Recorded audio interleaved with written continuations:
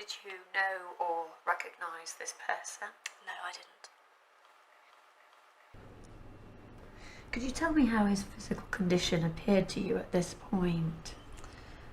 Well, it was fairly dark, but I could see that he was doubled over and was propping himself up against one of the cars. I thought he was ill or maybe injured. That's what it looked like.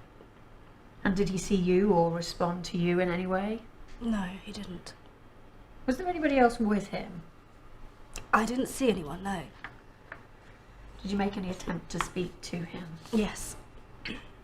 But he didn't reply, so I went over to see if I could help, which is when he began to have a sort of convulsion.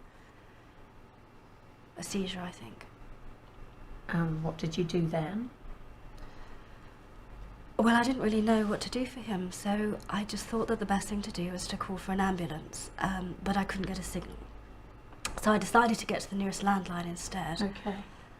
I just need to clarify. You mentioned in your preliminary statement that you saw an unusual deterioration in Mr. Russell's condition, in addition to the seizure he was experiencing.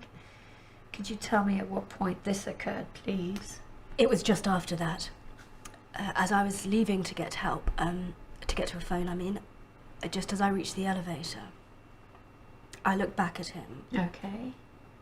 Could you describe again what it was you saw?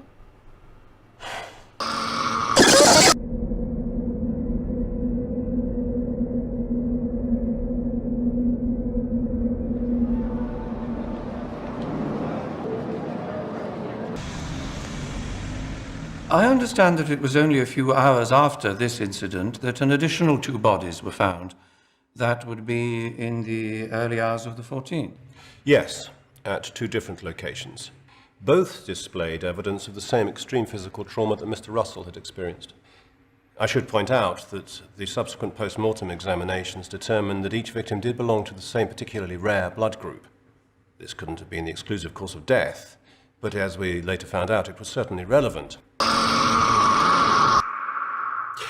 There was some initial speculation that a new virulent form of rabies might have been responsible, which could have caused the accelerated metabolic collapse, but was highly unlikely to have caused the gross distortion of the skeletal structure. In any case, there was no evidence of its presence in any of the PCR tests. In fact, there was no presence of any toxins, contagion, or infectious agents at all.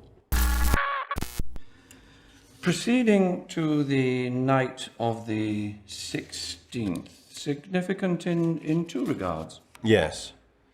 At 8:17 p.m., a call was made to the emergency services from a residential address in Canary Wharf. The caller gave a brief description of her husband's symptoms before being unexpectedly cut off. When paramedics finally gained entry to the apartment 25 minutes later, they found 2 bodies, identified as a Mr. and Mrs. Halliday. The pathologist's report concluded that Mrs. Halliday had suffered a depressed fracture of the skull and multiple fractures to the C3 and C4 vertebrae. In short, her husband's physical deterioration had become so uncontrollable that she had been killed as she attempted to assist him. It would seem that the Joint Committee recognized the potential threat that you advised them of and responded accordingly. Fortunately, yes. The emergency measures were in place before the next occurrence, which took place a little over 36 hours later.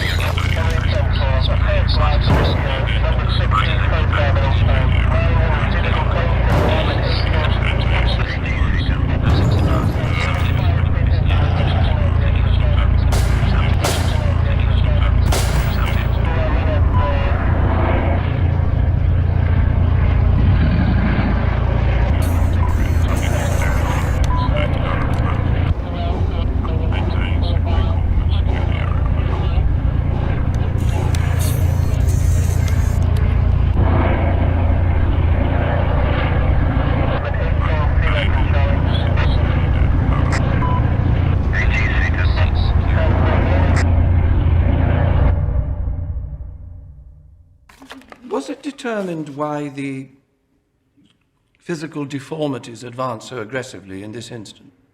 Not conclusively, but subsequent cellular examination of the deceased did result in a partial breakthrough.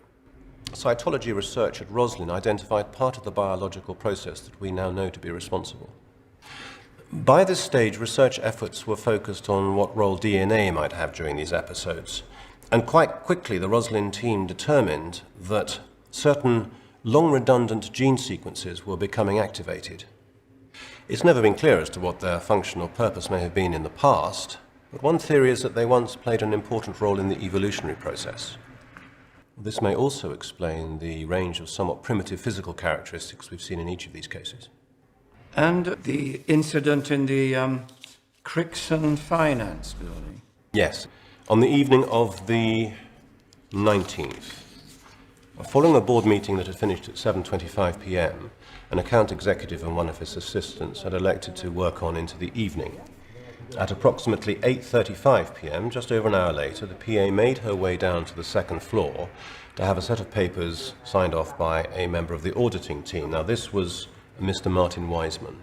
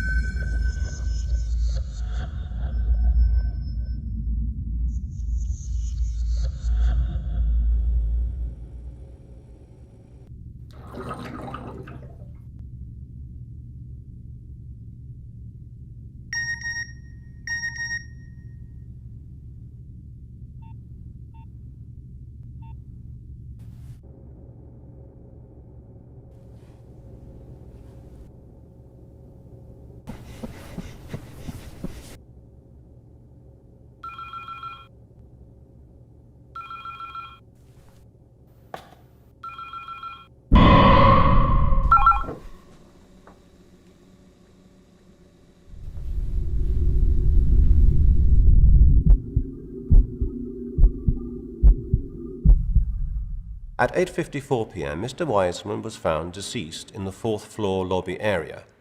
But most importantly, physical evidence found in Mr. Wiseman's office was confirmation that he regularly purchased pharmaceutical products via an unregulated online retailer. The discovery of similar products found in the possession of the other victims led to the conclusion that they too had made purchases from the very same website. Forensic analysis of this evidence revealed that it contained a highly unstable, synthesized property that was chemically similar to hormone that is naturally found in the process of DNA construction and repair. It is this similarity that had prevented earlier detection during the pathology examinations. In short, the prolonged usage of this unstable chemical, combined with an unusual blood group, eventually culminated in activating the catastrophic biological process that caused their deaths. As you will already know, the website in question has already been shut down, and steps have been taken to bring those responsible to account for the iniquity of what has happened here. I have briefed the Minister thus far, and he is satisfied that a major public health crisis has been averted. He asks that I should thank you and your team for the work done. If I might say one last thing,